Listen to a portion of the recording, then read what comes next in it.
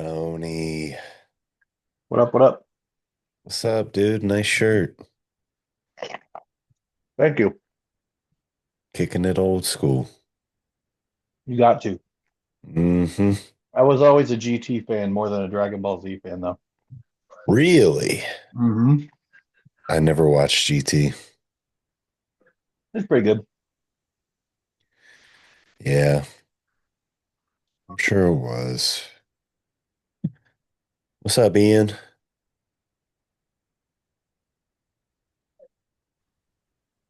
Sorry, I was laughing because you just sounded so depressed right there. Yeah, I'm sure it was. Oh, I'm like, bother. dang, wow, you really missed out. I don't even know what you're talking about. So, doing well up here in the middle of nowhere, Upper Peninsula of Michigan, doing dishes. You're really chilling up there, huh? You like it up I there. am super nice. I went to this weekend. It was really cool. I went to a abandoned copper mine that started back in like the 1860s. Damn guys went down. I think it was open until 1960, so they were open 100 years. These folks drilled down into the earth about 9,700 feet, about a fourth of that done with hand chisels. And it's like, holy crap. The things that, looking back on that, like what we're graced with today, looking back to 100 years ago, it's like, holy shit. They really, they really put their back into it. Yeah, it's insane to think like what just sheer manpower did back More. in the day, like with the railroads, with the mines, with Mhm. a lot of the buildings that some of the most beautiful buildings we've ever seen, Yeah. Yeah. all just put It's together almost we by can't even meet that. now we're not into that at all anymore. Now it's like how fast and efficient Uh-uh. can we put this up essentially? It's Not really kind craftsmanship anymore. yeah, it's different. It's different, unfortunately. But that I mean, it's how it is. It is It crazy is. though. It is Oh yeah, it's crazy. ridiculous. I was Especially looking. because them talking about the history of it, they did all that by like single candle light.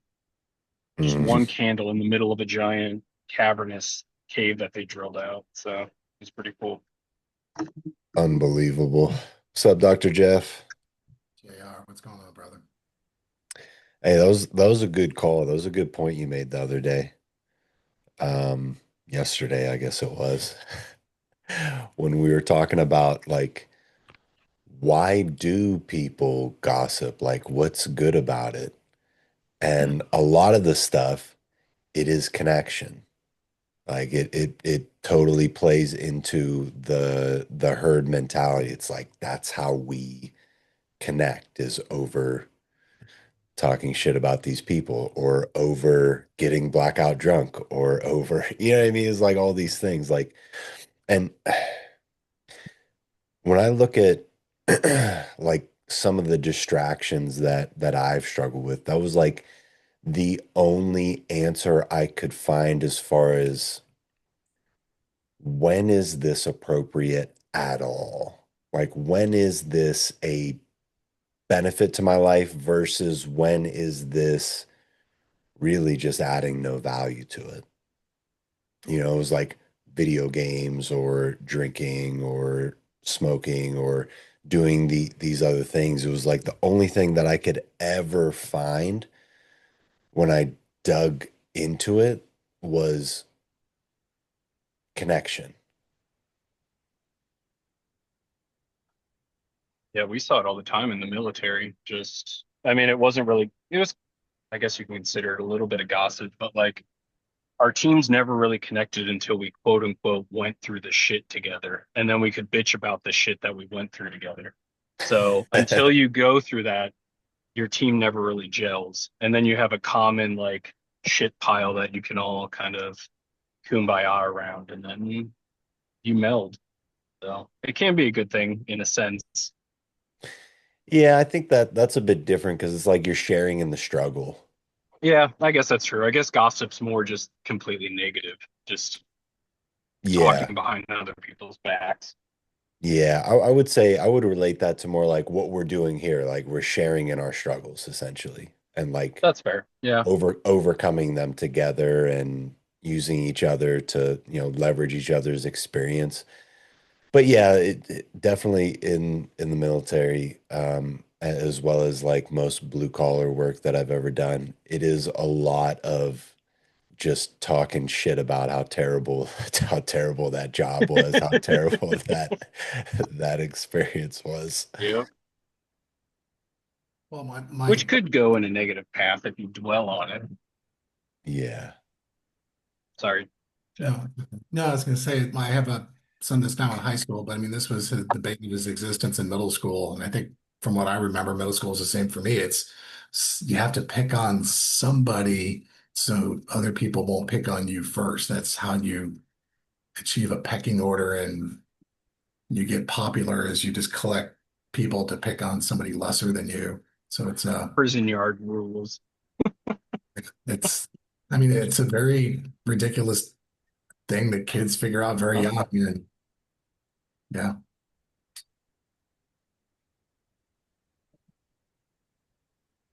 it's a Sorry. good. Camera. Do some replacing it. I don't know if you can even hear me. Second. Very faintly.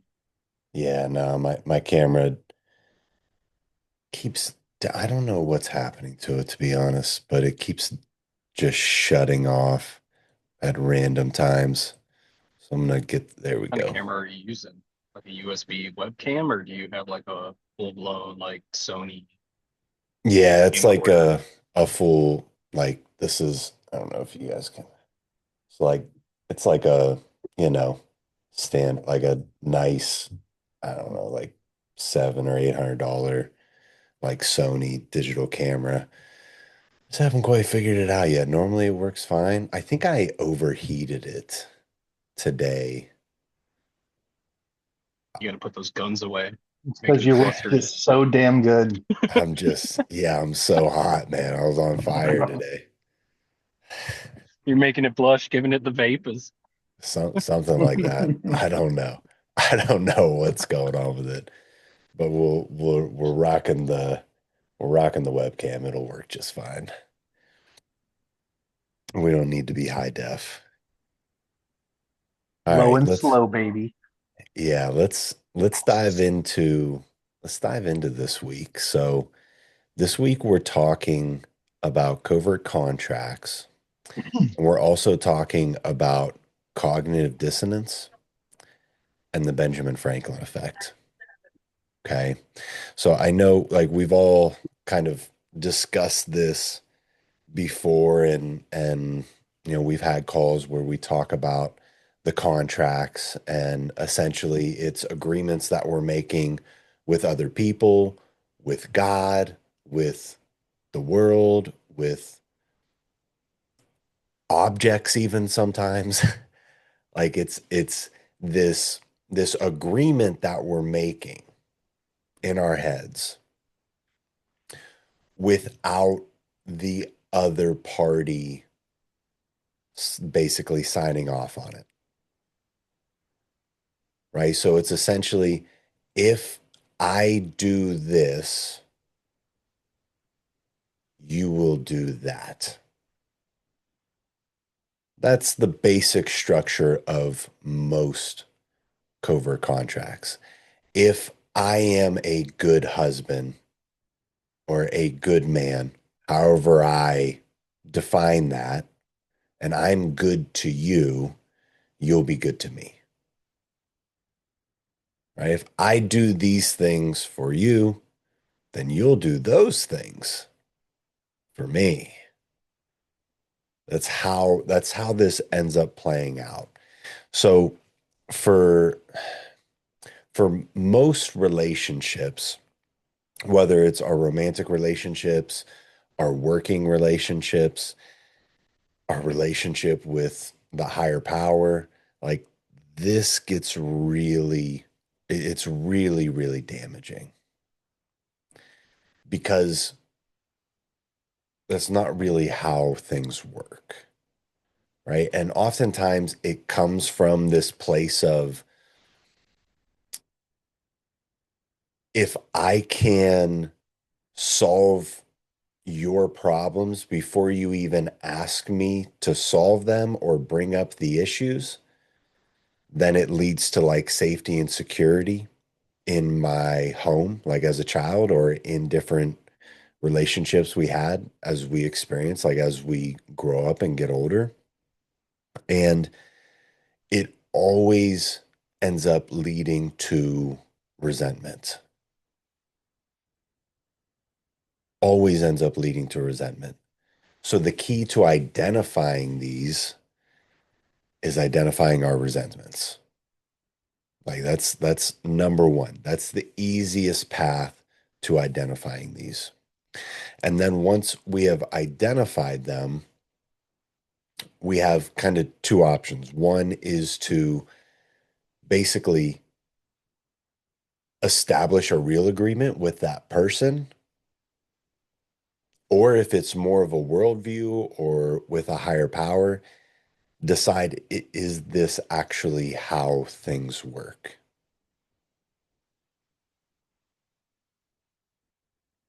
Like, if I follow the rules of this religion or of this book, that means I get a good life. Is that true? I don't know.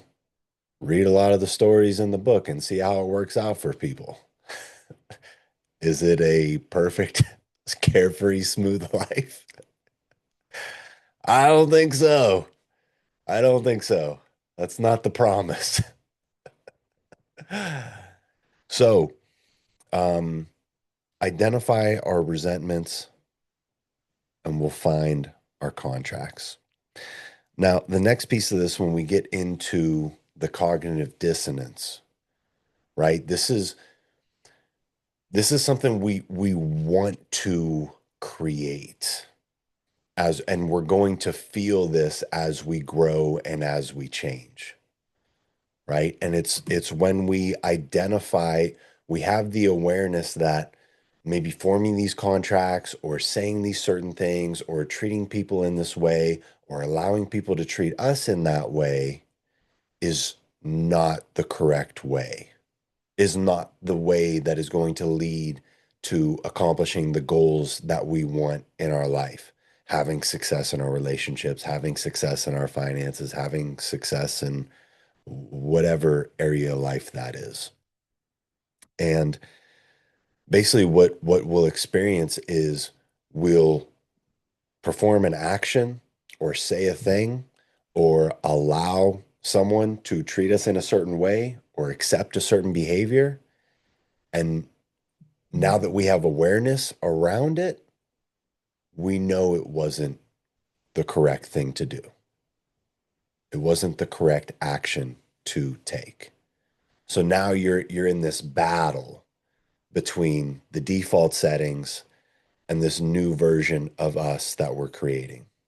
And when it comes to our growth and life in general, the creator of this world that we live in does not work in straight lines. This is not a linear path. It is waves. It comes in waves. It's peaks and valleys. That's how everything is. So when you come to this place of like experiencing cognitive dissonance and creating that in your life, that's a sign that you are bringing awareness to the problems. And now what's the step after awareness? It is choice. It is making different choices as far as how we treat ourselves, how we treat others, how we allow others to treat us. And this last point, the Benjamin Franklin effect, is a very interesting one when it comes to psychology. And essentially what it says is that the more you do things for somebody, the more you like them. the more you're attached to them, right? And oftentimes we think in our heads, right? Like the nice guy in us is like, the more I do for them, this is one of the contracts. The more I do for them, the more they'll like me, the more they'll love me, the more they'll value me. But it's actually quite the opposite. The more you do for them, the more you like them, the more you value them, because you are investing into them. You're investing your time, your energy, and your resources into them. And anything that we invest into, we care about, right? Like we don't like to see our investments wasted. We don't want to see our investments like not pan out. That's why we oftentimes end up continuing to invest into something that's not working or yielding the results, right? And then we get stuck into that sunk cost fallacy where it's like we believe because we've invested so much into this, into them, I can't pull out now.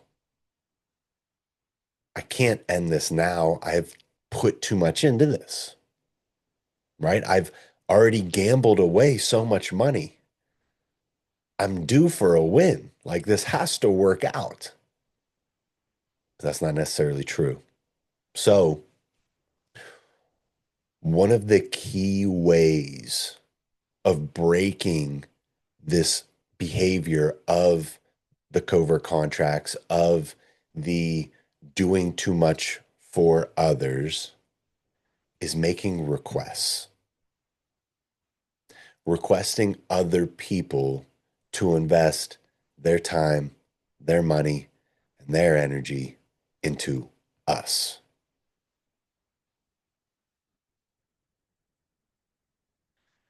And oftentimes it's like without us offering anything in return in that moment. Anyone here have trouble asking people for things? Is it just me? Asking people to like do things for you or go on above and beyond for you, whatever that means to you, but you have no problem giving to them? Like it's not like the default is like, oh yeah, they asked me to do something, I'm on it. I'll take care of it. It's no problem. But there's a resistance to ask them to do for us. So, very simple stuff here. A simple practice that I put myself into was because this hits home for me mostly in my marriage, like mostly in the romantic relationship situations. I think for a lot of guys as well. But this can also this all can also be in our work life too, right? Maybe we're the achiever, so we're always, going above and beyond for everyone else. I would ask people to do things that I could easily do. For instance, Tony, has your wife ever asked you to get her a cup of water or a blanket or something? No. All the time, probably, right? Right. And you're like, no problem. I'm on it. I got Yep. this. I will save the day. My wife just texted me a little bit ago. She said, can you turn the air on? I'm all over it. I'll go downstairs and hit that button before I hop on here. It's no problem. Right. How often do we make requests like that of them, though?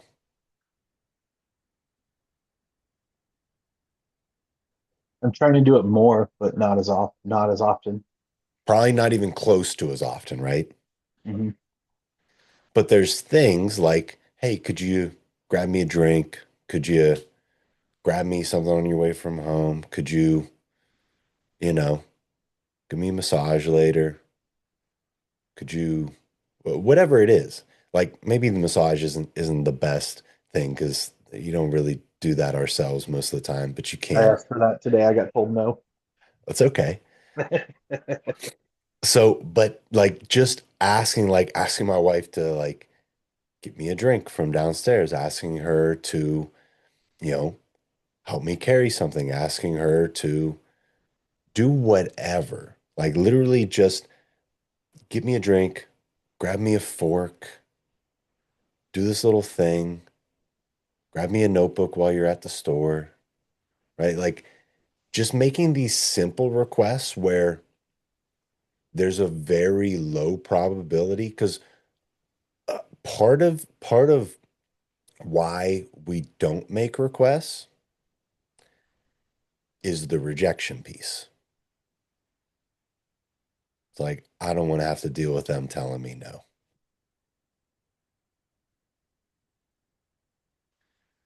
So if you make small requests to get into the habit that they'll normally pretty much have no problem doing for us, then we start to change this.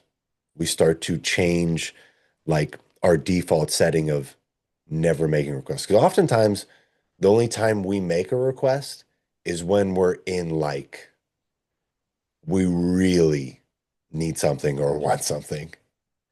And if they reject us at that point, it almost solidifies the idea that I should never ask for anything. Because now we have this very small sample size of like, anytime I ever ask for something, they never say yes. Even if it's even if it's like 50-50, like that's enough to be like, it's enough to deter us. So going through all this here this week, like talking about the contracts, talking about the cognitive dissonance, the rejection, the pushing ourselves to request more of others, to invest into us, their time, their energy, their resources.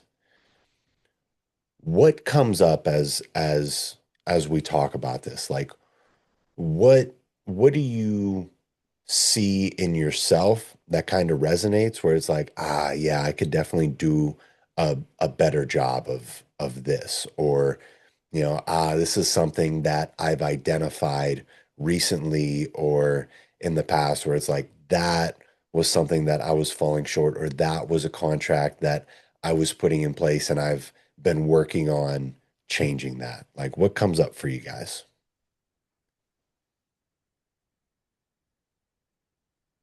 Well, professionally, I'll often ask staff, especially if I'm new. Um, I ask them to help me with simple tasks that I know how to do or to explain things to me. It's like, I know you told me this 4 times already. Can you show me this one more time? Or, and, be self-deprecating as much as I can. It's like, I have a guy brain. I'm suffering from testosterone poisoning. So, you know, explain this to me in basic girl language so I'll understand it. And they're like, okay.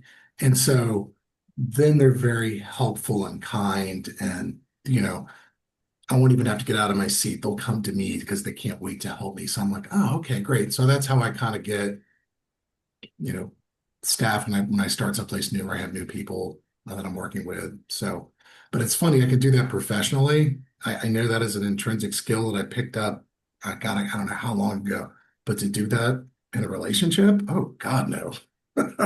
Yeah. Isn't Yeah. that weird? I mean, it's funny only because you pointed out, and I go, I don't ever do that in a relationship, but that is such like a manipulative, like leadership way to bring a team together professionally. And I go, oh, yeah, I don't really apply that in my own life, my personal life. Yeah. But it So works really well.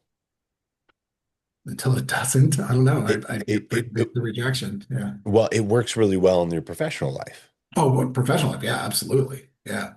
Yeah, like it's clear. It's like, all right, this is the framework of how I do this.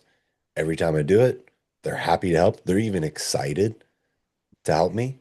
And it's Yeah. even like it's with men or women, right? Like you mentioned, it sounded like it was more likely to be with like maybe the nurses or the women you work with. So it's Well, not like a male female thing. yeah. And if I want to make friends at the gym, just go ask somebody, hey, if I see somebody's cool that's got a group or something, it's like, hey, sorry to bother you guys. I'm over here. Again, self-deprecating. Can you guys give me a spot here? I'm a frail old man. Um, so they're like, oh, sure, buddy. They're just laughing. So, but that's how you like meet friends. Is now they're helping you. It's like, oh, okay, cool. Hey, how you doing? So now I'm like, I can talk to them for forever now. So what is it about the relationship side of it where it's like I don't Fair, do that there? Is fair. Yeah, fair. the fear of rejection?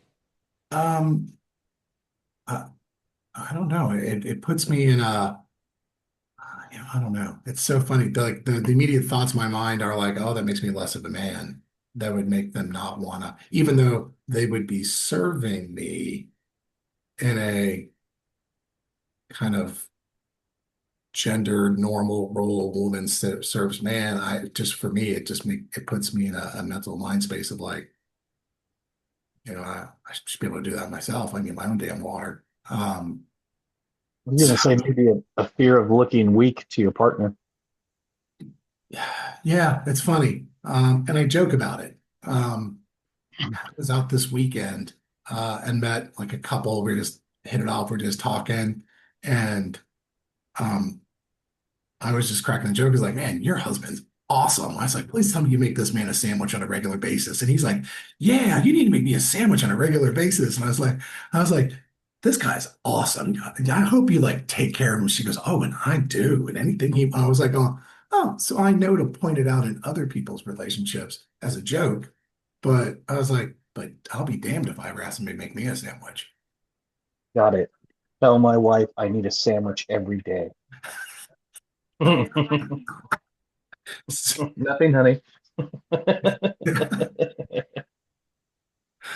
Yeah, so it's interesting. I don't. My son has no problem going, "Hey, Dad, give me a glass of water." I was like, and in my mind, I was like, I could hear my dad going, "Get your own damn, glass of water." But I was like, "Oh, I'll get it for him." I was like, I'm really happy to. He's only going to be here in my house for another 4 or 5 years, and he'll be gone. I love every chance to like fix him a dinner or give him a glass of water. Um, and it works for me to endear and love him more. My son knows how to do it, but I don't. So, but Yeah, it's very interesting like how this happens or why it happens. And I think it really does stem, it almost always stems from like a fear of the response, whether it's rejection or maybe we think they will see us as less for making requests of them, or they'll build up some sort of resentment towards us because we're asking for too much, right? But it's so funny how it's the exact opposite. Like it's the exact opposite. The more you serve them, the more you invest into them, the more attached, like the more you want to do that for them. Like the more you like love them essentially in a weird way. And then we take away that experience from them to do for us, to create that same type of type of bond in like it ends up being kind of like a self-sacrificing type of thing where it's like we'll go above and beyond, we'll answer the call, we'll say yes to all of their requests. And I think oftentimes that in itself is tied to some sort of expectation that we have of them, when we do make requests.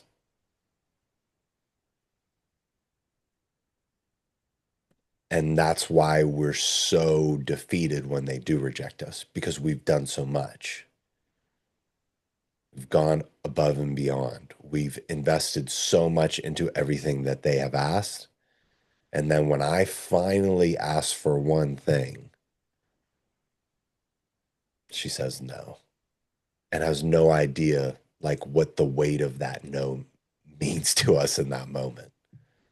Well, that's my covert contract. I mean, that's the you Or just might can't give, and then that's the resentment thrown back in my face, or it's the fear that I'm gonna have that resentment. So Yeah.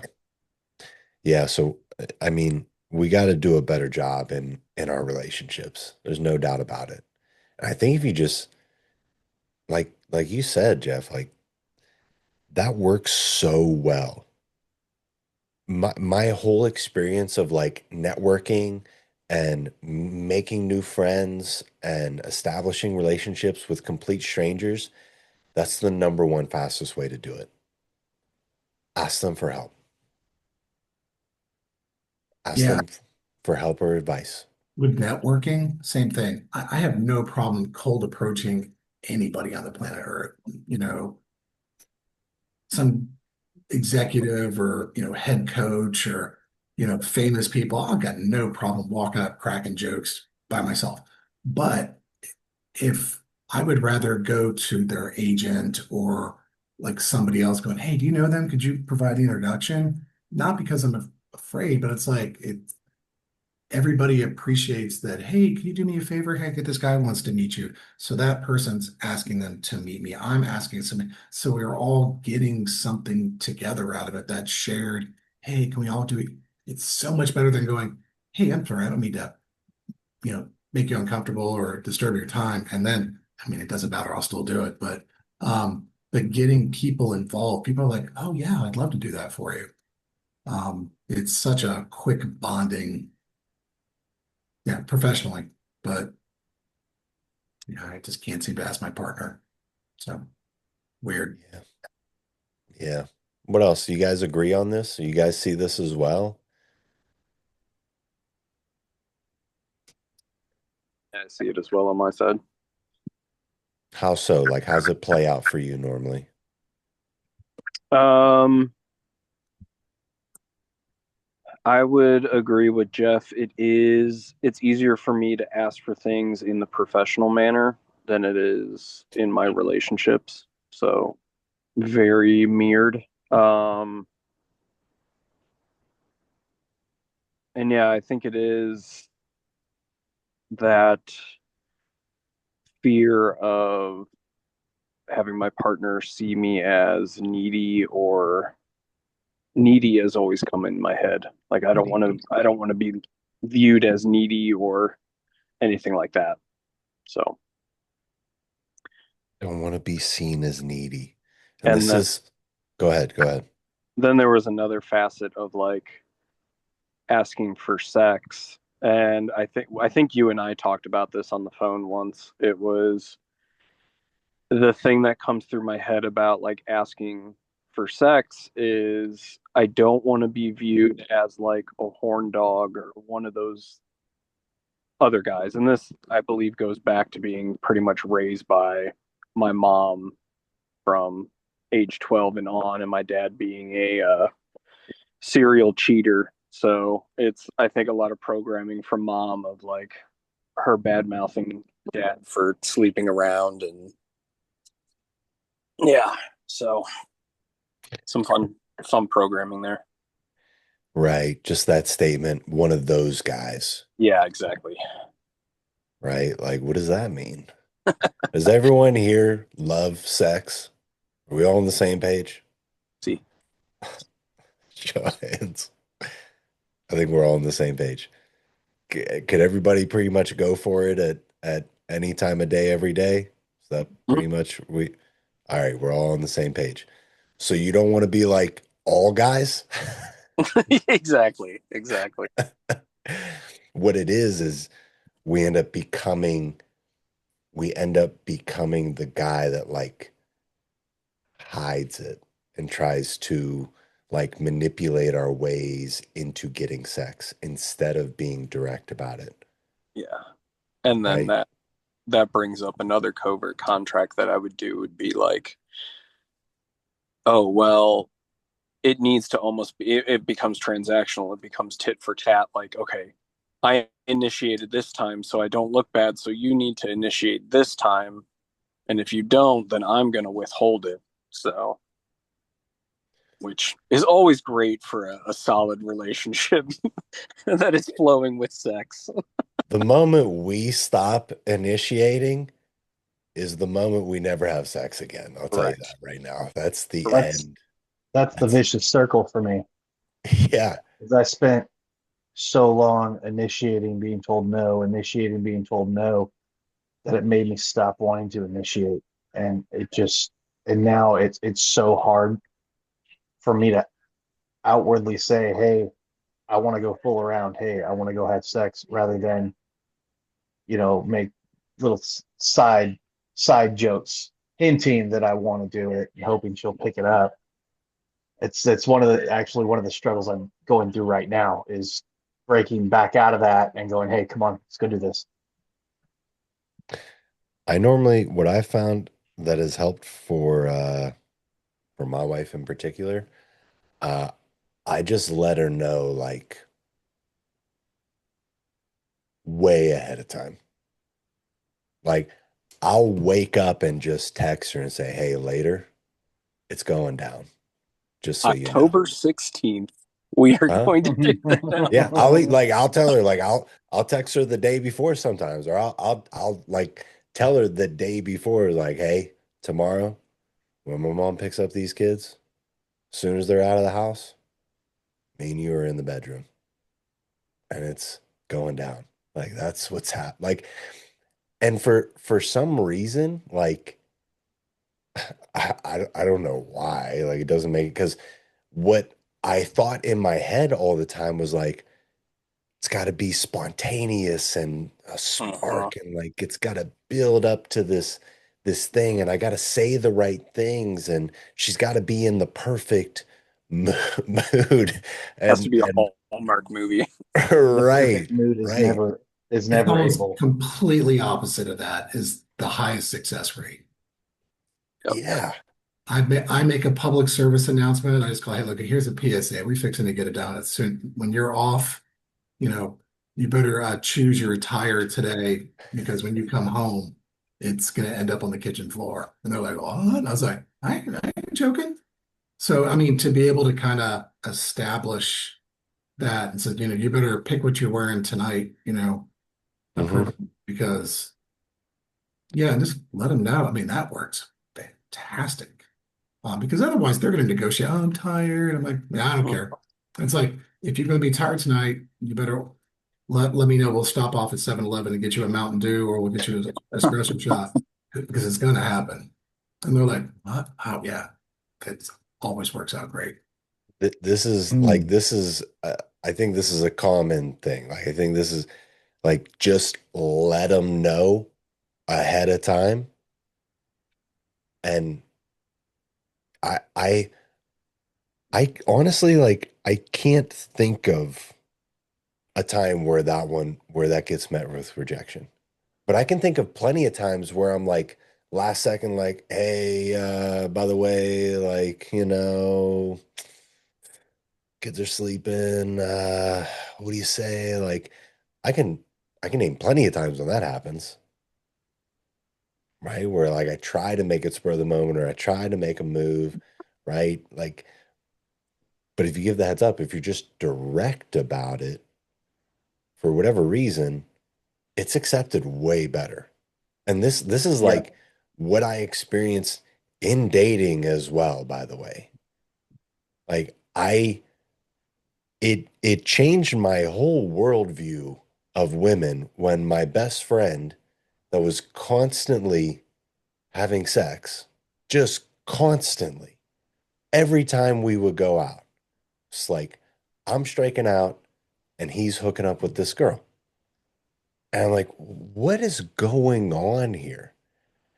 And he's like, what are you doing wrong? I'm like, I don't know. And he's like, give me your phone. He was like, who's the girl that you met last night? I'm like, Megan. He's like, all right, I'm gonna text her right now. And he just sent her a text like, hey, you want to hang out? She's like, yeah, I'm free later. What do you want to do?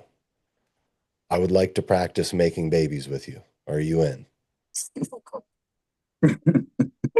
Gotta ask for the business. And she responded. I don't remember what her response was, but it blew my mind. I was like, you can just do that? He's like, yeah, that's what I do every time. I was like, that works. Yeah, yeah, it works. A lot, not all the time, but it It, does. it works incredibly well. 99.9. Yeah, incredibly well. Yep. It's like the directness, the honesty, like that is the way. Yeah, and it's like my wife, when we've had conversations about it, she's like, I want you to initiate more. And I'm sitting here going, I want to as well. I just can't. So I think the like the self-confidence that you show when you kind of give a heads up too. Because a Yep. relationship I was in a 5-year relationship in high school going into college, and I was very shy about it. Like I was never assertive. I never said, "Hey, we're gonna go do this." It was just kind of jokes like, "Oh, I could go for this or that." Once that relationship ended, I was single for a few years, and I just started approaching, kind of like the story JR just said or told, and like the self-confidence that you give off to the like to whoever you're talking to, they're like, "Oh shit, I want a piece of that. I want to see what he's all about." And even with Carly, my current girlfriend, I always give her a heads up. It'll be 9 a.m. Just got done with a few clients. I'm like, "Hey, I'll be home at 6:30." Or, "Hey, I get off at this call tonight, 11:15." So she just kind of is like expecting it now. And I'm telling you, like, there's 99.9% is a very accurate statistic. I think it's pretty accurate. Yes. I think it's pretty accurate. So like the heads up, say it. You can be super direct and not funny. It's always fun to like have some fun with it, however you want to do it. But like just giving the heads up. And plus, like it's weird now because we can just like text them these things. It kind of takes the pressure off of like saying it perfectly in the moment, you know? And then that tension builds up. Like they're thinking about it Yes. all day long, you And then know? give them a project. Say, can you do me a favor and make sure you're wearing these shoes or that dress that I like? Give them a project, and because then it's Mm. like give them an assignment. I mean, it seems kind of asshole-ish, but I mean, like, no, they want to know what you're thinking. It's like those shoes, that skirt. Um, please, when I get home. Oh, Yep. So I think this is the Here's way, a guys. lightning bolt. Yeah. Yeah. Tony, when you try this, it doesn't work out. I have an extra room for you, so just let you know.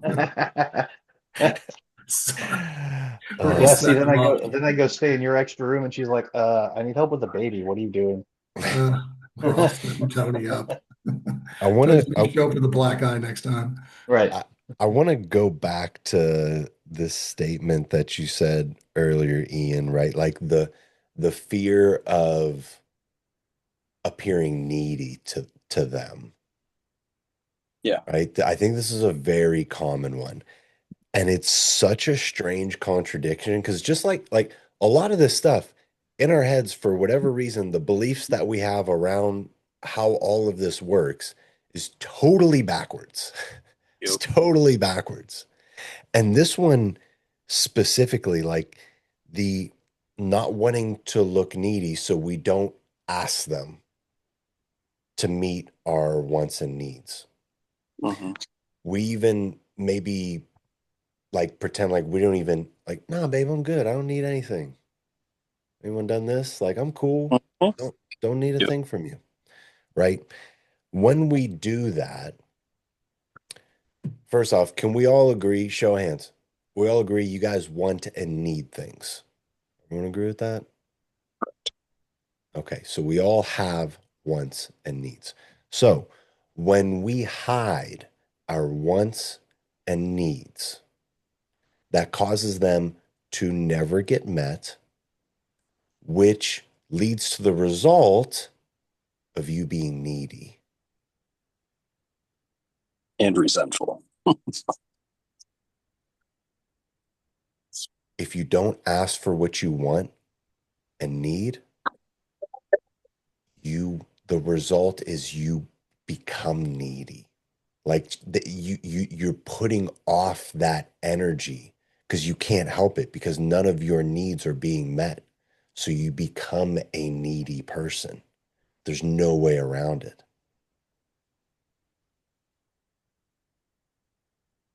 Then you start building the resentment, right? You start like hovering around them, you know. They're like, "What do you want?" "Oh, nothing.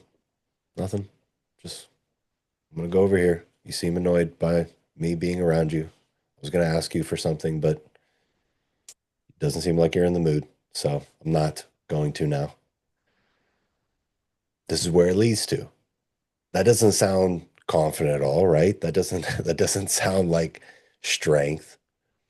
So this directness, this honesty about what we want and what we need, this is something that we have to apply in our relationships. We've probably done it in other areas of our life. We've probably done it in our professional lives, in coaching people, like in other relationships, but in our romantic relationships, we need to apply this. Otherwise, we're falling into these traps that we talk about this week. There's no way around it.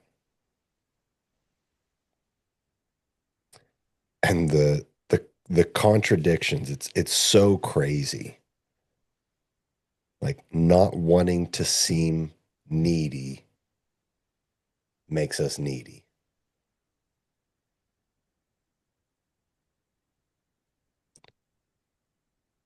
Mine is I don't want to be a burden. I don't want to feel like I'm bothering them. Mhm. I don't want to be a burden. I don't want to feel like I'm bothering them. If I get if the I guess the it's kind of a negative covert contract with myself is that if I feel like too much of a burden to them, they're just gonna get rid of me. hmm This is the same thing, right? It's the same contradiction. Like if I'm too much of a burden to them, they won't like me, they won't love me, they will leave me. Where it's actually the exact opposite in ways. The more burdens you hand to them, the more they're investing into you. And the less likely they actually are to leave you.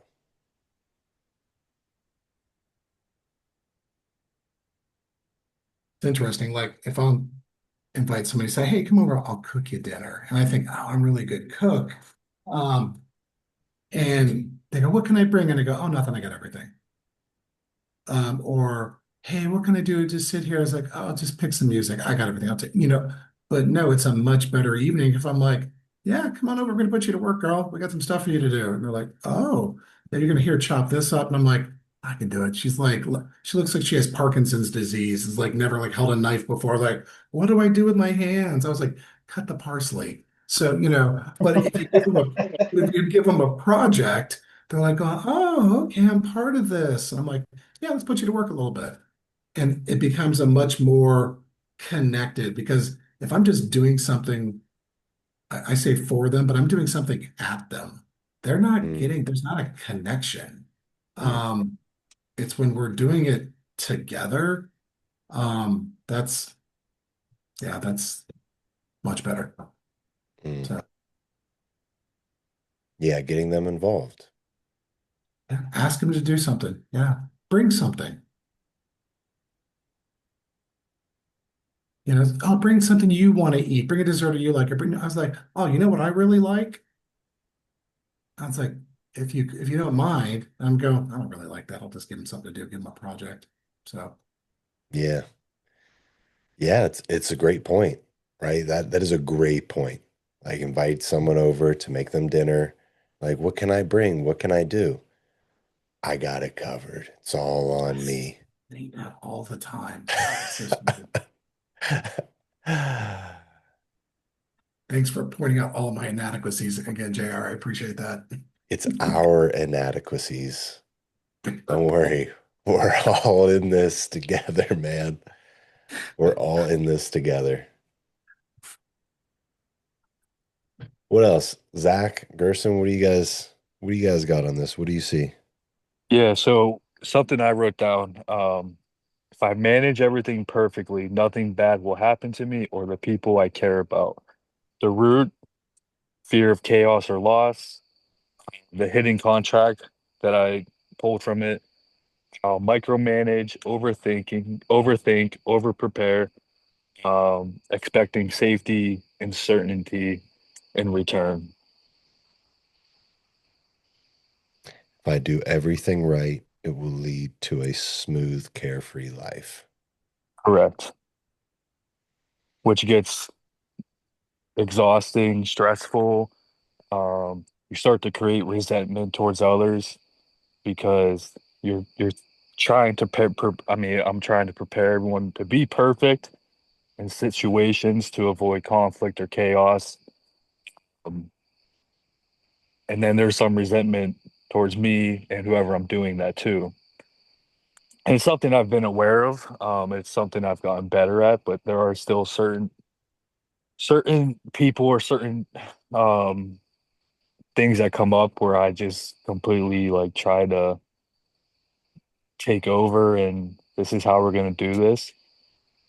And the real like or the reality of it is um even if you prepare yourself, you prepare for everyone else around you, shit happens, life happens. It's there's going to be uncontrollables that you quite possibly can't control.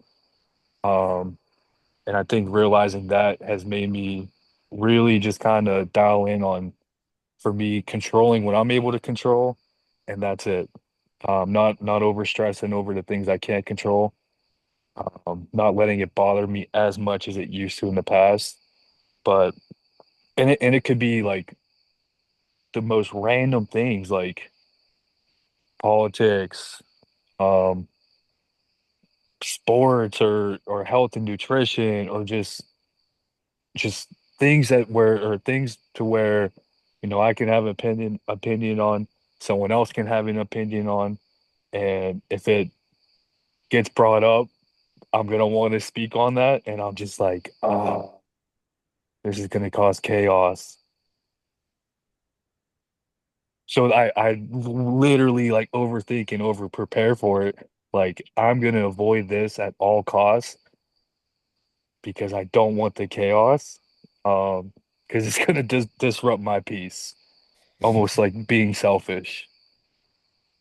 It's like I'm gonna prepare for this conversation that probably will never happen, That or might not even happen. Yeah. I'm gonna avoid this conversation Uh-huh. at all costs because I I don't mean, want it to ruin my night.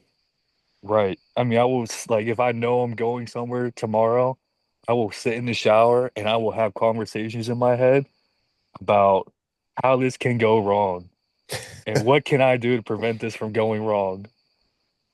I'm not the only crazy person talking in the shower. Perfect. Yes.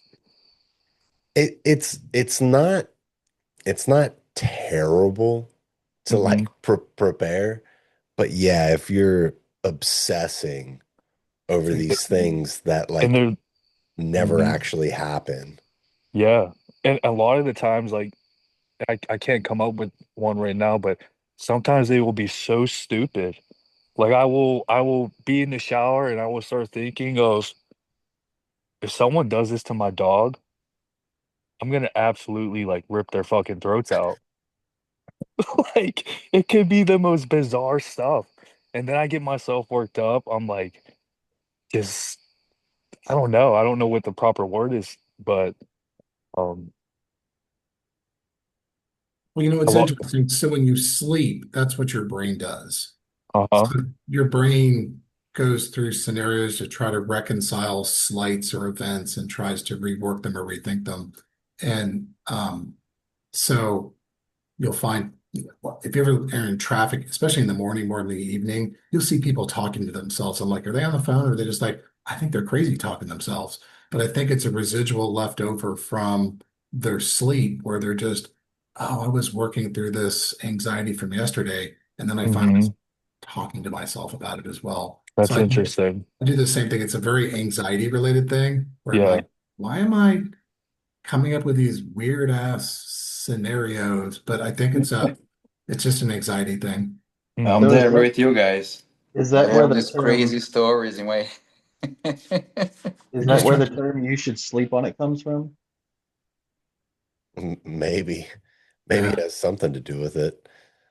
Yeah, yeah, you are right about that. Like the mornings are different in that way. Like I have different conversations with myself in the morning than I will throughout the day. Yeah, journaling in the morning is usually a lot more productive.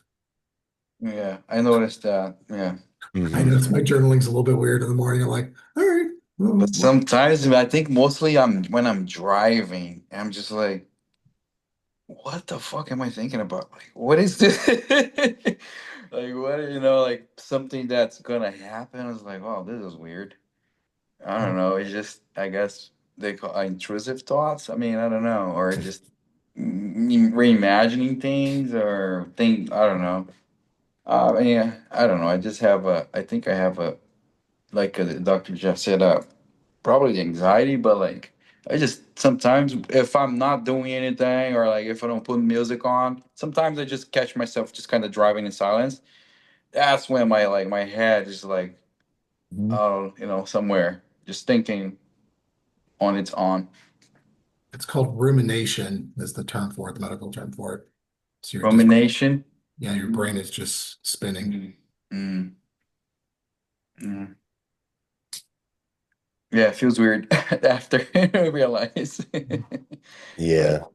Well, it's also like I think when I find myself in those, like kind of grabbing hold of your mind, and bringing it back is kind of a practice in itself when that happens for me, where it's like whenever I catch myself going into like unproductive thoughts, I think that's almost like a strength training of our minds, of like, kind of grabbing onto our thoughts and directing it towards the things that we want to happen instead of all of these.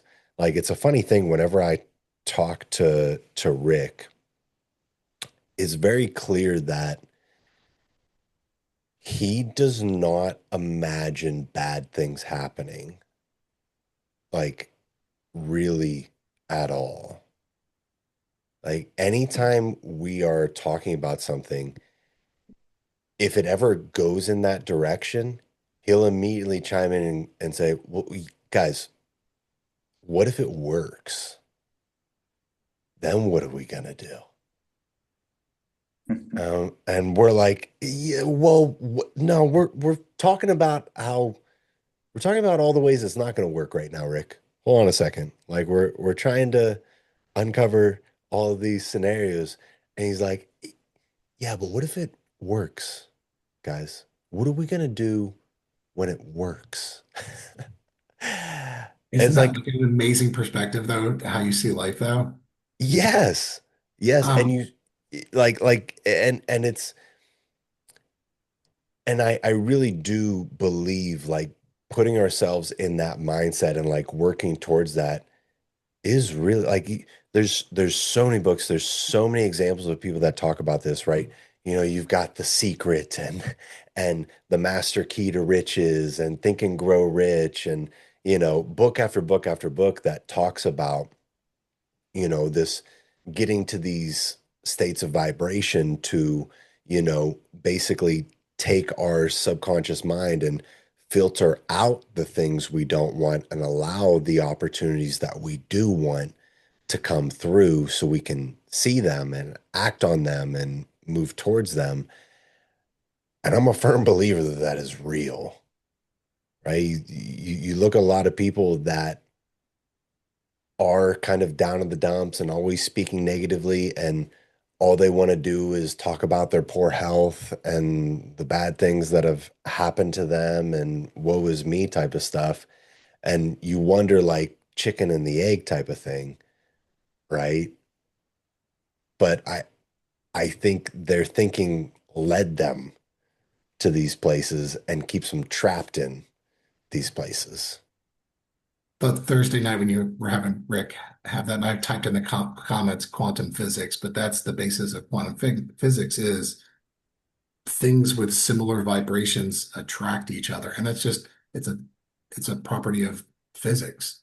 And I go, oh, and I mean it's measurable.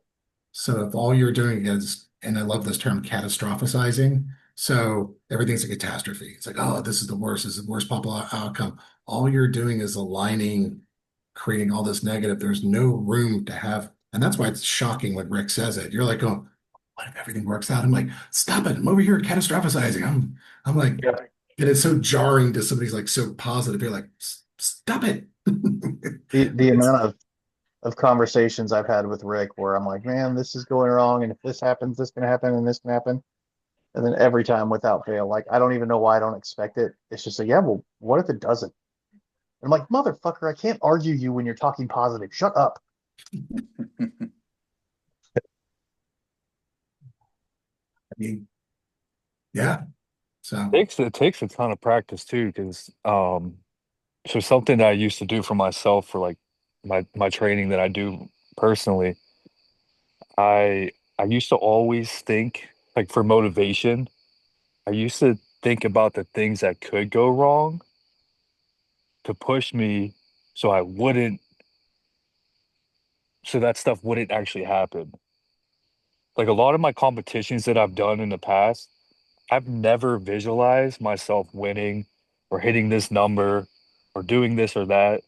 It was always, dang, if I let me rephrase this. I would always like see the bad in the process or see like think about the end result, think very poorly of it, of like myself failing or me underachieving or shame. me getting, yes, shame, me getting up on the platform and it's something I've done 200, 300 times, like I'd miss. Um, I used to use that to like drive me through a lot of like my training preps. Um, and by the time I get to the meet, like there's so much anxiety built up. There's a ton of stress that kind of goes into like the day you actually compete. Um, I look back now and I'm like, how differently could a lot of these like competitions have gone if I just used positive like affirmations or thought about the positive outcomes instead of only seeing like what could go bad and then using that as motivation. Like it's kind of sick to think about. Or Yeah. Have or you guys, even Dr. Jeff, have you seen those studies they've done with this For motivation. for performance?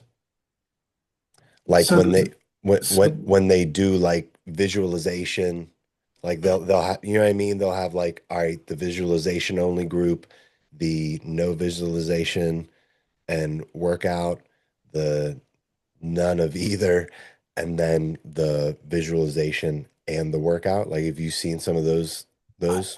I've heard people talk about them. To be honest, I've never like read them because I'm like old school, like Zach, and probably exactly how all of us are here is we were motivated by shame and how coaches said you can't let the people down next to you, and you know you'll have to carry that stigma of failure for the rest of your life.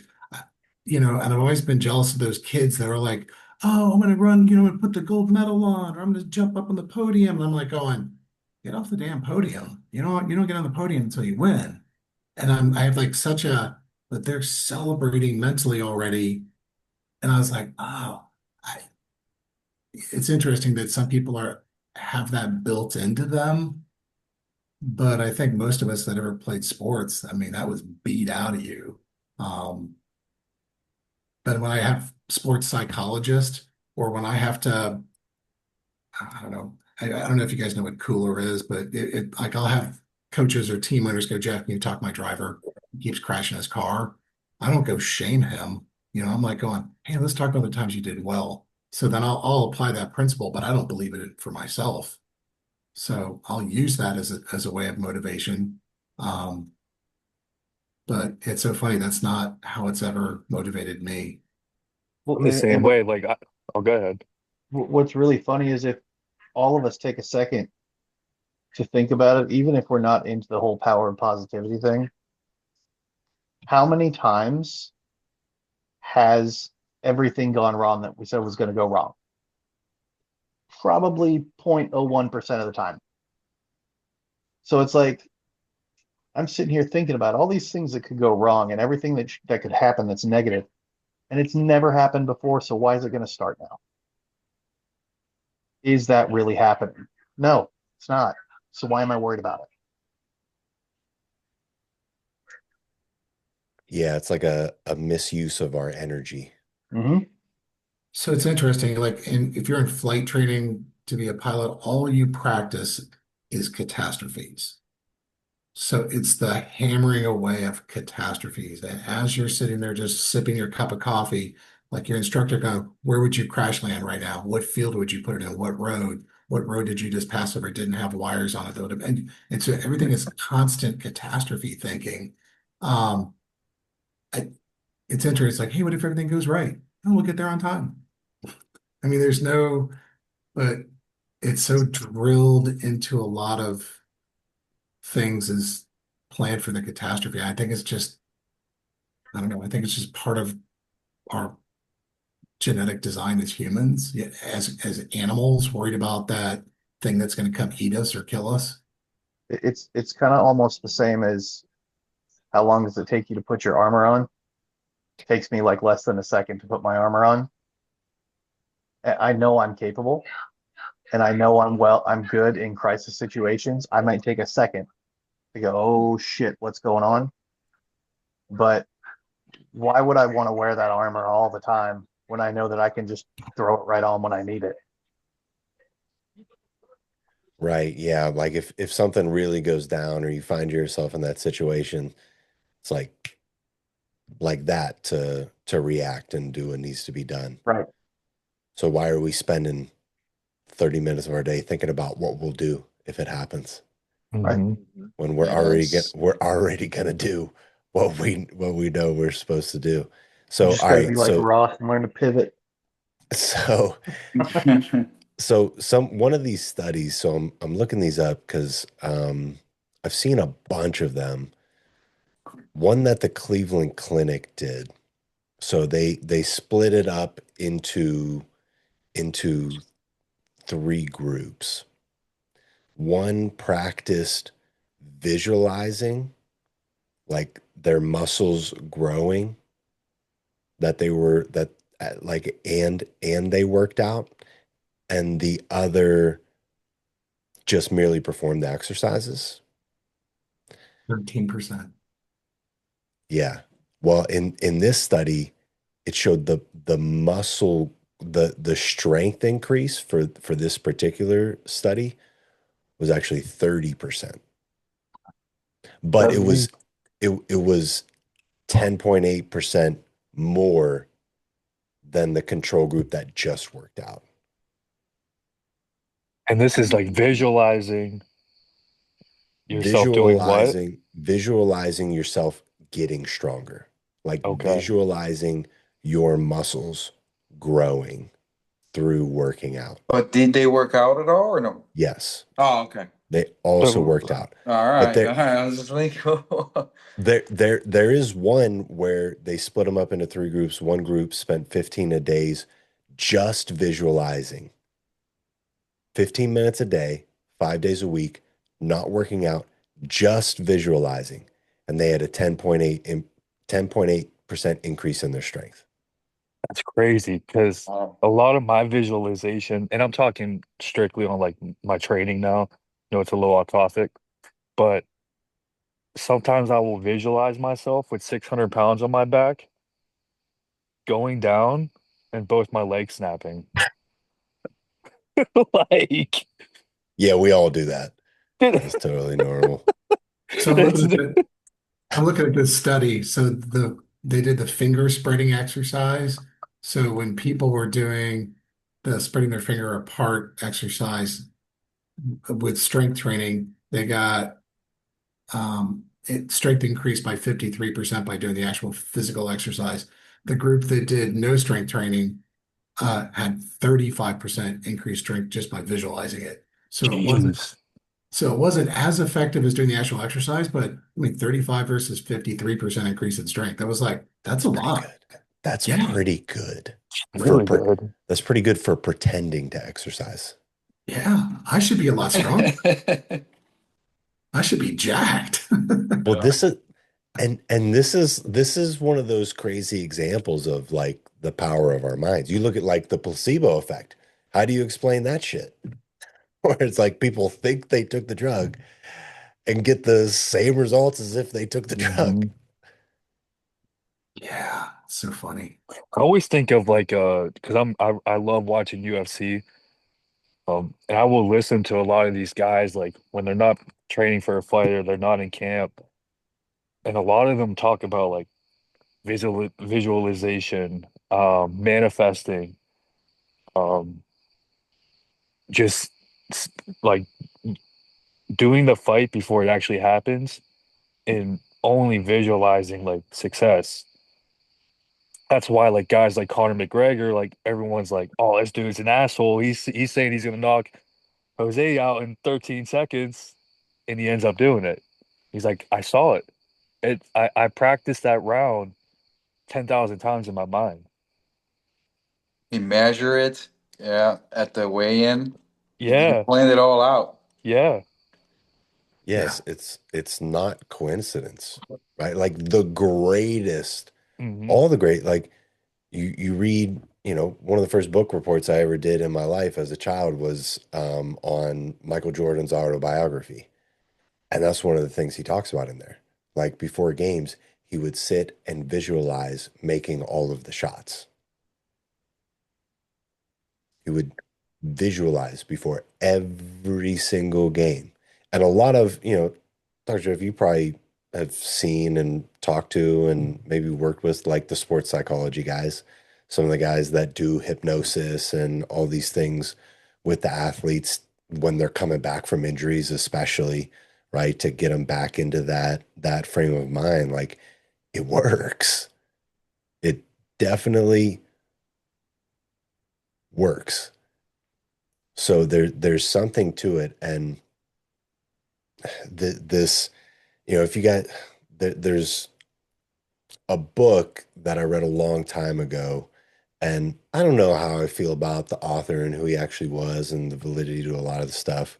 But Napoleon Hill is like one of these famous guys that talks about success. And this book, The Master Key to Riches, in it, it's like giving you all of these principles and it's kind of trying to get you to come to a conclusion to answering the question, what is the master key? It's like the whole book tells you, it's just walking through all of these things, and it's asking you like, what is it? Like here's a hint towards it. Like, what is the master key? And sorry, spoiler alert, I'm going to tell you guys what the master key is. Okay. The master key is taking your thoughts captive and directing them towards your greatest desires. Mm. Like that's the whole thing. That's the whole thing of the guy that, studied all of the most successful people, all the wealthiest people of the industrial age. It was like they did all of these things, but the one thing that they all had in common was this. They took their mind captive and directed it towards their greatest desire. And they achieved it. whatever that was.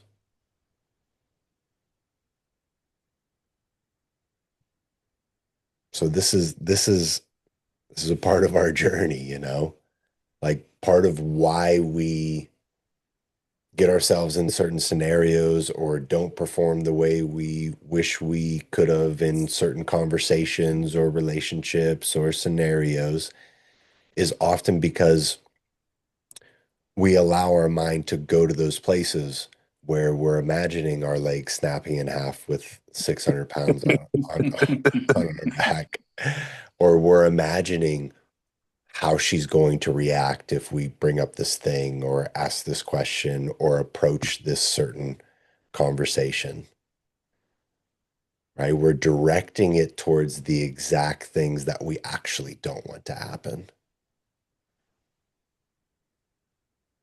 So this is part of the work, right? It's like we have awareness of this now. We can all see it. And I think we all agree, like, this isn't it. This isn't the right thing for us to do. Maybe it has motivated us at times to like work harder and do more and grind to make sure those things don't happen.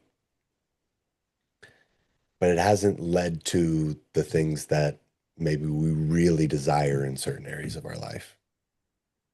We can see how it's held us back in different ways.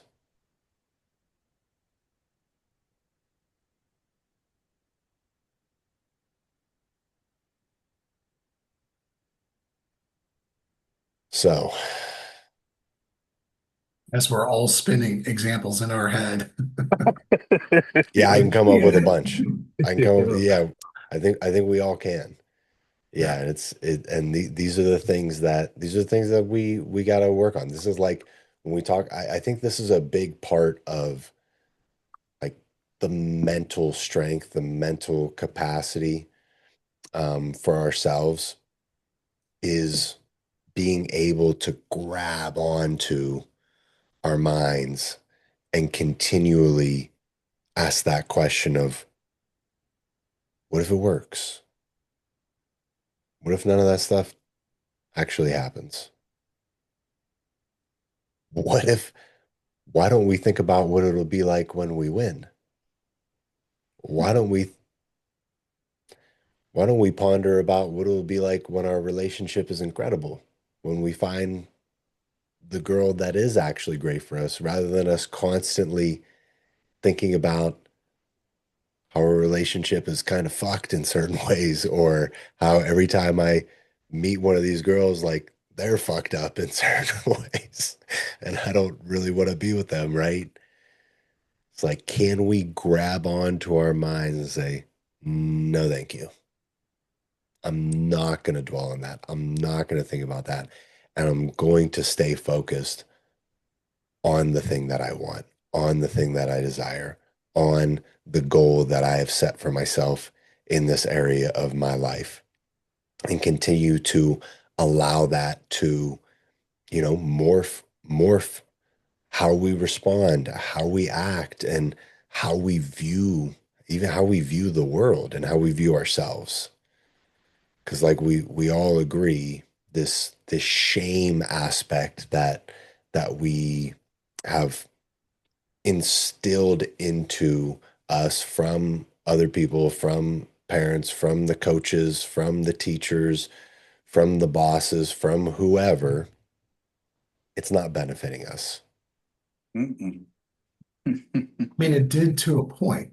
It And did. then, I mean, to great successes. I mean, for a lot of people, but then at some point it stops delivering. And then what do you do if that's your entire belief system? Yes, that's the problem. Yeah. I mean, that's where I'm at. Mhm. It's inflation. Gets pricey. I like that. I like that. Inflation. It gets pricey. Yeah, the cost of Person it. dropping bombs now. Hey, brother, where you been? You just woke That's up. pretty good. That's pretty good. Motherfucker currency they changed. Yeah. Yeah. Yeah. That's Yeah. interesting. That's my entire value system is shame based, and what if, or what if other people thought that I couldn't or I didn't, or therefore I will never bow to that. I will work harder. I'll dig deeper. I mean, Hmm. it's my entire Mm-hmm. system, which is Yeah. opposite of what it would be. Yeah. Yeah. I think it's super common too, though, especially with the guys. I think with the women, I think their biggest problem is kind of the exact opposite in ways. Yeah, way Hmm. overrated. That's actually so funny because you're right. I'm just thinking, like, that is insane.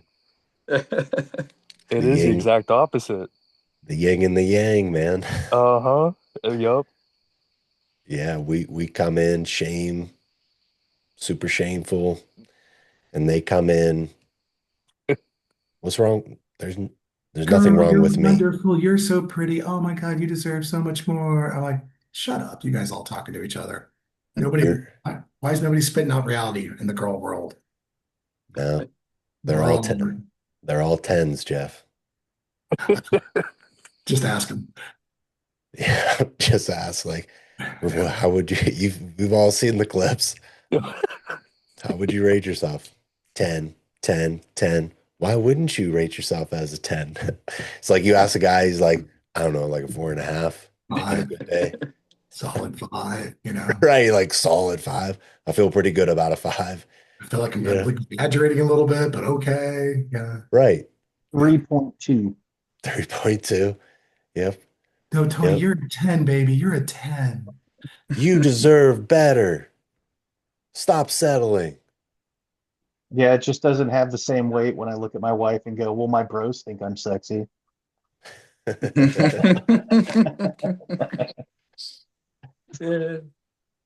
Yeah. Yeah, these are the kind of the delusions of both sides though, because it is a delusional thing. We're just complete opposites. What did I write on this the other day? Where's this at? Yeah, modern men whisper to themselves, I am worthless. And modern women declare and shout from the rooftops, I am priceless. Both speak lies.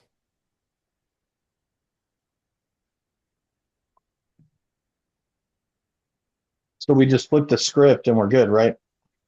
We scream from the rooftops we're priceless, and they can scream to say to themselves that they're worth it, and all has been righted in the world. I think it's both, but I think it's like, yeah, not necessarily the But I'll solution. go out on my deck right now. I I like our think, position on it. yeah, I think that it's not necessarily a catch-all, but I think it's like kind of the norm for the most part. There are certainly guys that think that they're everything, right? And they have that, and it's not necessarily true. There are certainly girls that have like this same shame that we will have, where it's like they do feel like they are worthless, right? I think for the most part, like I think this is a majority of the game that each side is playing. Like the ladies are delusional in that way, and we're delusional in this way. Well, It's you said funny. worthless. I thought you said worth this. No, worthless, Oh, worthless. I mean, yeah, they can still say they're worthless too. It's cool. No, yeah, yeah. We whisper to ourselves, "I am worthless. I am a piece of shit." So I have to flip a switch if I'm gonna go see a patient and have to exude confidence, like I know what I'm talking about. If I'm gonna go approach a girl, I don't go up with like this constant belief of like confidence. I was like, all right, better turn the game on. And it's always like to me, I've got to like it's game time. So because I don't live in that thought process. I live in that self-deprecating fear, insecurity. That's where I live. But I'm going, all right, I know the game. It's like it's like wearing a mask. Mm. Yeah. I do that Remember what it's called, that professionally. customer service voice. Yeah. Thanks. I now have a new vocabulary because of you guys. I appreciate it. But I notice I flip on a switch. Um, when I go talk to certain kinds of people that I have to go motivate or talk to or exude confidence, like I know what I'm talking about, it's like that's not. It's interesting. It's not where I get my motivation. So I think it lines up with a lot of the nice guy stuff because when I hear you say that, and I agree, like I definitely experienced that same thing. And I think it comes back to this place of like, why can I do that for other people, but not for me? I can turn the switch on to help them, right? To benefit them or to be that for them, but I don't do it for me. Hmm. I just journaled the other day and just posted something about that. Hey, I was like really hard on myself. I got to be ruthless and I was like kind of punishing myself with this because I can't get motivated. I was like, I got to be ruthless. I got to like restrict myself. I got to, um, instead of like, hey, all right, today's your day, line everything up. It was a very negative. Now that you say it, there was like going, oh yeah, that's how I treat myself.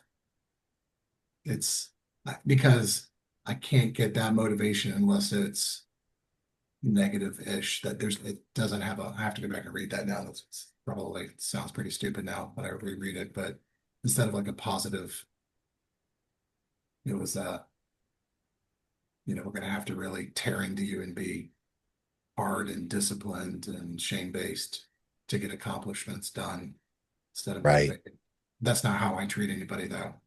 right. So I've been for probably I haven't come like to this realization till probably about a year ago, honestly, when I first talked to Rick was when I changed this. Like I was still using it. And I think most people do their whole lives. And I remember having a conversation with him where I was talking about like something along the lines of like sometimes I just look at myself in the mirror and you know like I ate a whole pizza yesterday or I've been off my game or something. I'm like, you piece of shit. Look at you. Look at you. The fuck is wrong with you? Like that's what I was saying to myself. And now I've like flipped that into trying to imagine what I would say to like you guys, or what I would, say to a friend.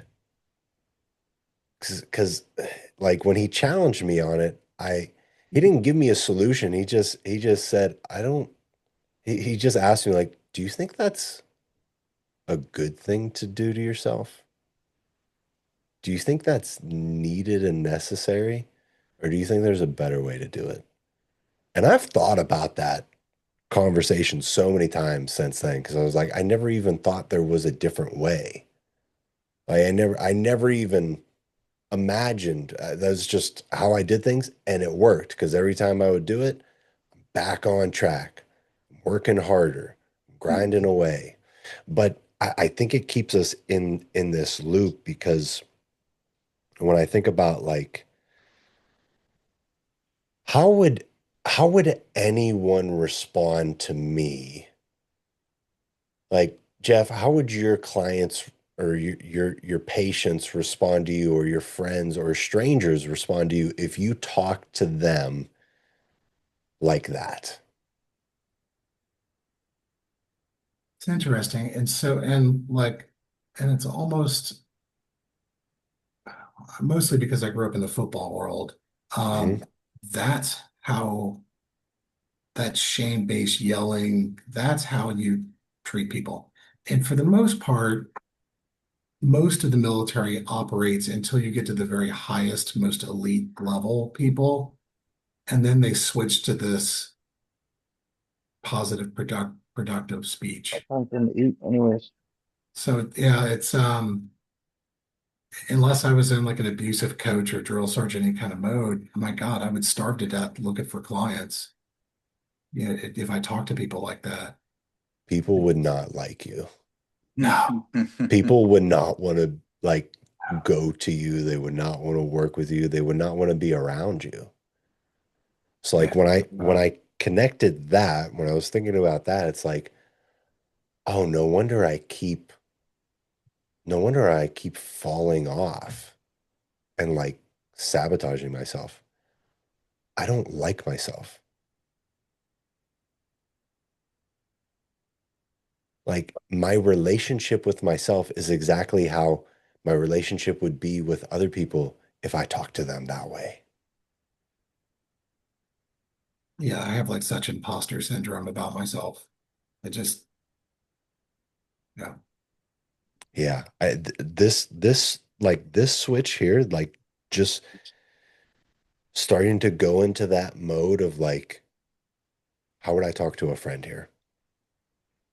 And like encouraging myself and being like, dude, I'm like, especially when I went through, you know, I had about I was the heaviest I've been in a long time, and it was not in muscle mass, unfortunately, and I'm like struggling I couldn't do a single push-up anymore, and I'm in this physical state where uh like I couldn't do anything that I thought I should be able to do or that I could have done in the past before the injury. Um, and I started looking at it from a place of like, man, if I saw a guy that looks like me right now in the gym, working hard every day, he's following a diet, how would I talk to that guy? Would I tell him he's a piece of shit and he needs to work harder? Or would I say, dude, I see you in here every day, and I just want to say I'm proud of you because I know nothing's changing yet, but it's only a matter of time. And you got this. And I believe in you because that's what that guy needs. That's what he really needs. So we got to be that guy for ourselves. Could you imagine if somebody said that to you in the Oh, it middle would feel of incredible. the Yeah, I'm getting chills. yeah. Yeah. It's I mean, actually nice. when was the last time somebody said that random strangers ever said anything nice to you like that? Yeah, it's rare. You remember it though. Yeah. When was the last time we said that to ourselves?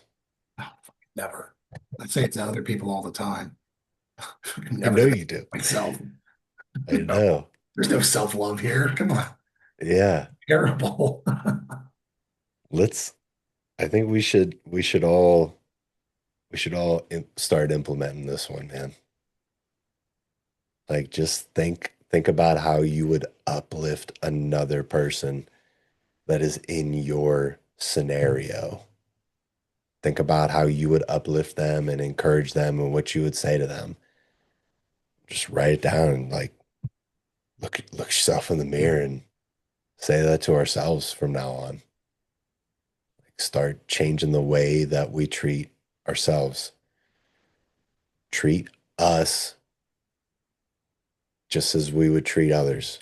I think that's like part of the golden rule that we all miss. It's like treat others how you would want to be treated. Like I think a piece of that is like how do we treat ourselves? So I think we've all kicked ourselves in the nuts enough tonight. I think this is something good to like brew on for a little while, and I encourage you guys to implement. I've seen great changes in honestly like great changes in my behaviors since doing this. Like it's been very helpful, and I leaned on that, calling myself a piece of shit and I need to work harder and do more. Like I've leaned on that as well. And it got me so far, but it also I don't even like I'm not even sure to be honest like what all it has caused because I think I could go back to all of my self-destructions and probably link it to that. So it got us this far. We all want to go further. Let's just take a shot. Try it out. It'll be uncomfortable, but maybe maybe you could give yourself those goosebumps that you give other people.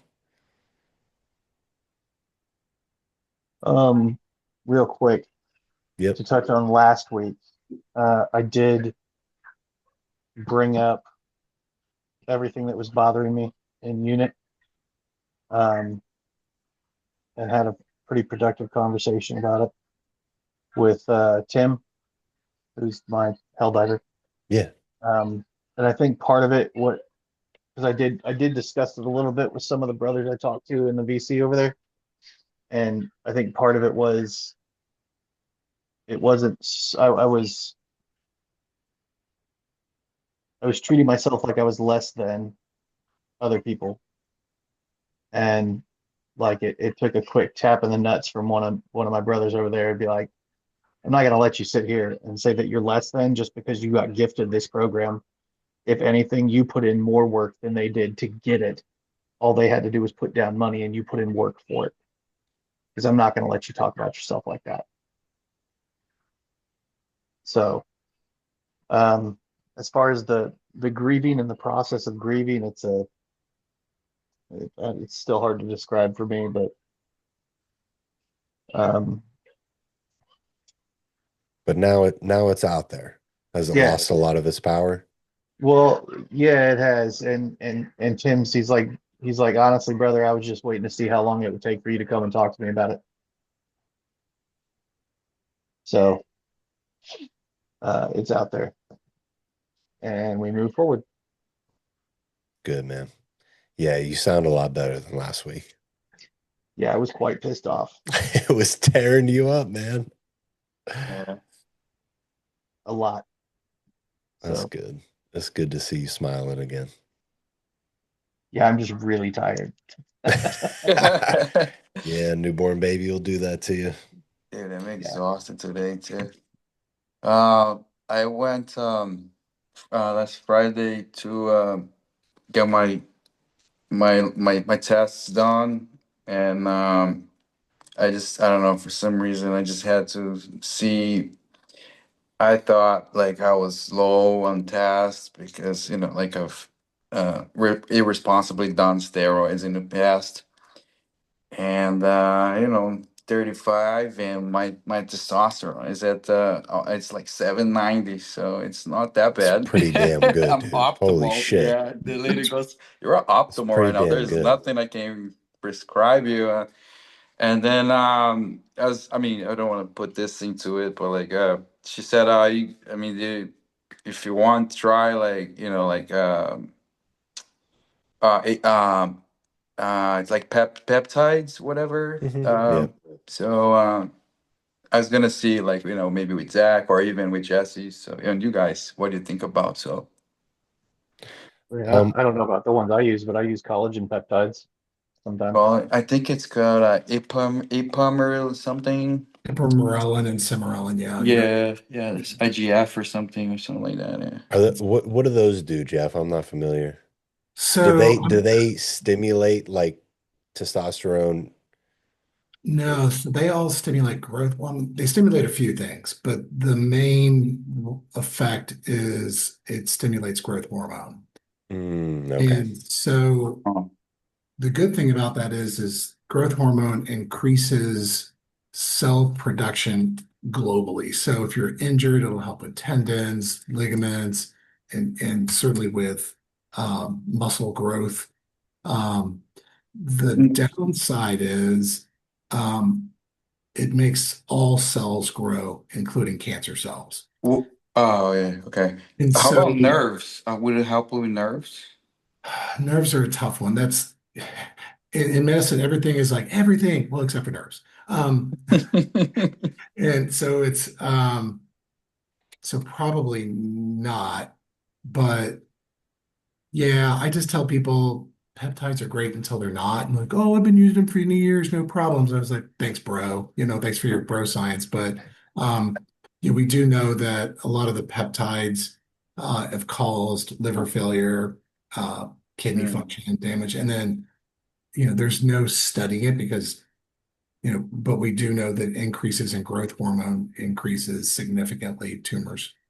So Yeah, yeah. She said, there's like, there's just two kinds, people go more with this one. But this one is not like FDA approved or something. no, So it's yeah. studied in rats, great rat models. So, Okay. by the way, so I used to have a hormone um, replacement business where I used to sell all that plus testosterone. Mm-hmm. I just stopped. I was like, at some point, I'm feeding people this for great profit. What if they get a tumor? I'm like, Mm-hmm. I just, Just there's makes it grow as well. So yeah, fuck that. it's like bringing a can of gasoline to a bonfire. I was just like that. Yeah, it's just not what you want to do. Yeah. So Sounds like you're in a if it ain't broke, don't fix it situation, Gerson. No, yeah, right. Like I was pretty happy with the fucking Yeah, results already. I was I'd like, be damn. stoked to have that. I was like, I, I Never was, I gotten was, mine like, I was tested. shooting for like, that. My shit's probably like 300. Right now it's like I got a boost. I don't know where. So yeah, no, I'm pretty Yeah. happy about it. Yeah. that's So amazing. And you're in your 30s. yeah, I'm 35. Yeah. I think it's I think it's manual labor.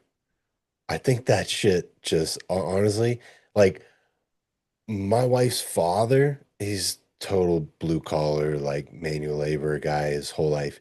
He's he's 65 and his testosterone levels are at 800. Jesus. Like, I don't know what is going on. And like as soon as he said that, I was like, God damn it. Like, what the hell is that about? Like I'm sitting like I'm barely at 400. Like, It's self-selecting. So people that have naturally high testosterone like that gravitate towards jobs where uh, they're rewarded. Now, if they had super low testosterone, they would hate that job. They'd be miserable. They wouldn't be able to keep up. So it's those people that self-select. It's like, oh, I'm able to do this forever for like long careers. It's like they wouldn't be able to do it unless they had high testosterone. Everybody else falls mm, off. It's like when they do Navy SEAL selection, there's a genetic self-selection for people that can stay up for only 2 or 3 hours, and their brain and their bodies can recover with just a few hours of sleep. The people that need 8 hours of sleep, they don't make training. They mm. don't get through. So it's kind of a self-selecting process. So I think That's that's interesting. Yeah, most sports that's are a like good that. point. Yeah. So That's a good point. Yeah, it's self-selecting. Yeah, because there's a piece of it like isn't it something along the lines of like one of the things that testosterone does is it makes hard work feel good for us? or it makes it feel less miserable the next day. Mm. Sure. It's Yeah, the for Yeah. recovery. sure. Yeah, it's the recovery. Yeah, that's true. Yeah, that's a good point. Yeah, I've never peptides, I don't know much. The only thing that I've ever used most recently like with my injury was BPC 157 and the TB 500 for just like healing of soft tissue injuries, and that seemed to work really well for me. But outside of that, I have no experience with peptides. So, Yeah. I heard them like here and there, more like a few years ago, maybe because I wasn't really looking like recently, but like I didn't really know what it was. And then she came up with it again. I was like, let me check it out. it's I very got some people popular I can right now. ask. Yeah, it's very like it's trending right now in the culture, Yeah, like yeah. the use of peptides. But none of it is really regulated from what I can tell. Anytime like I've bought like you can go on websites and buy them now, Yep. but it's always like research purposes only, those types of deals, Yeah, she right? literally So said it's this is like, not approved by, yeah, like, Right. Like you're not supposed to take this. Under testing. Yeah, the specialty pharmacies would make it for me. I'd have patients say, I think they sent me the wrong thing because the bottle says research purposes only, not for human use. I'd be like, fuck. Yeah, great. This is awesome. Right So now I have to explain this. no, you have to get them to sign a waiver understanding. Oh You'd be gosh. shocked. Everybody signs it. They don't even care. They're like, sure, okay, no problem. I'm sure they're like, They you're might be telling me halfway that there. you're telling me this is gonna work, right? Give me the special sauce. Let's do it. I don't want to have to put in legitimate hard work over time with consistency and dedication. No, just give me a shot. Give me the drugs, doc. Hell yeah, let's juice up. So, wow. Yeah, so yeah, Gerson, I would lean on, Yeah, Dr. man. Jeff obviously knows a lot about this. He ran a clinic, so you can go to That's him why I with, was just like, I, I'm gonna run it by the guys. I mean, it works I mean, it's not like full on anabolic steroids, but I mean, testosterone, I think, is probably the cleanest, best that you could use. But yours is so high. Yeah, yeah. I'll wait until like I'm a little older, if I need it. If yeah, because I was asking my dad too. Like he just had it. My dad's he just turned 60, and he's on the low 700s too. So like God, I hate you. not so bad. Yeah, good. That's yeah, so good. You have yeah. incredible genetics. Yeah, he said it's just it's my grandpa because he was a whore man. Well, congratulations on your genetics. Yeah. Yeah, All Thanks very, for rubbing it in. yeah, Kurt. thanks for rubbing it in today. yeah. The last 5 years, like 2 new aunts just showed up out of nowhere. Yeah, I'm gonna go look at my results and cry myself to sleep now. But that explains this, though, I guess, right? Yeah, it could be part of it. Yeah. All right, let's wrap it up. Yep. All right, so next week we've got, I think we go into week 8. week Eight, eight. yeah. Yeah, so this is perfect timing, Tony. This is Don't go calling me out in front of everybody. going through the grief control system, enemy within, and acceptance. Just noticed the shirt, Tony. Nice. I had some guy, I was going into my sleep study and we were all waiting out there and he pointed at my shirt. He's like, oh, Dragon Ball Z, huh? And I was like that close to going, no, Friends. I didn't want to be a jackass though. No, don't do that to him. All right, boys. Good stuff this week. This was a good conversation. I love this. Next week will be very good as well. We might even get Dr. Jeff to cry again. Every time. Not this time. Every time.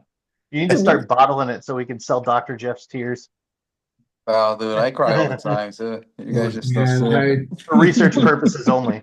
I put the heavyweight down, put it in a box. It's under the bed. I'll pull it out later, but you got to put the weight down at some point. Yep. It's heavy to carry. Yep. I got you next time, Dr. Jeff. Damn it. You almost got him this time with your perfect genetics. Yeah. I want to be like Gerson, man. It's not fair. Yeah, man. All right. Love you guys. Love Love you you too. guys too. See All of ya. you. Appreciate you. Take care.